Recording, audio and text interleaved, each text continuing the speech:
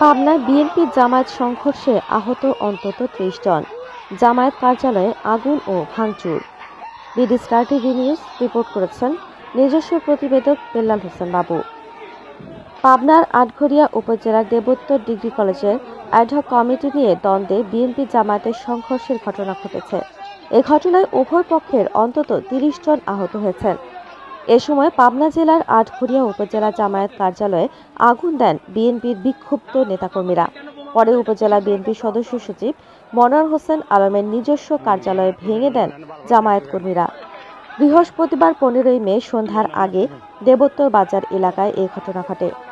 আটঘরিয়া থানার ভারপ্রাপ্ত কর্মকর্তা ওসি শফিকুজ্জামান সরকার জানান, দেবোত্তর ডিগ্রি কলেজের কমিটি গঠনকে কেন্দ্র করে জামায়াতের লোকজন প্রথমে বিএনপির লোকজনের ওপর হামলা করেন। পরে দুই পক্ষের সংঘর্ষ বেঁধে যায়। এতে উভয় পক্ষের বেশ কয়েকজন আহত হয়েছেন। তিনি আরও বলেন, আহতদের আটঘরিয়া উপজেলার স্বাস্থ্য কমপ্লেক্স সহ বিভিন্ন জায়গায় চিকিৎসার জন্য নেওয়া হয়েছে। তবে এখন পরিস্থিতি স্বাভাবিক রয়েছে।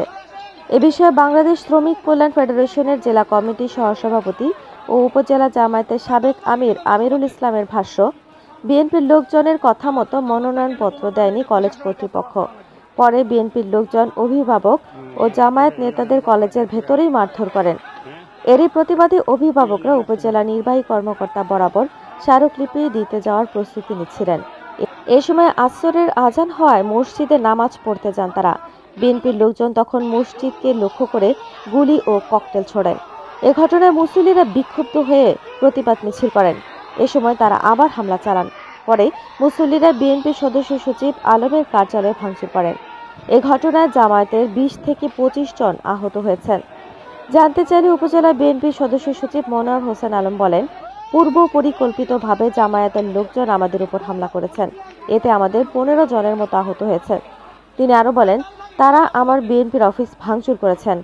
আমরা এর সুষ্ঠু বিচার চাই। তবে মসজিদে গুলি ও ককটেল নিক্ষেপের বিষয়টি অস্বীকার করেন এই বিএনপি নেতা।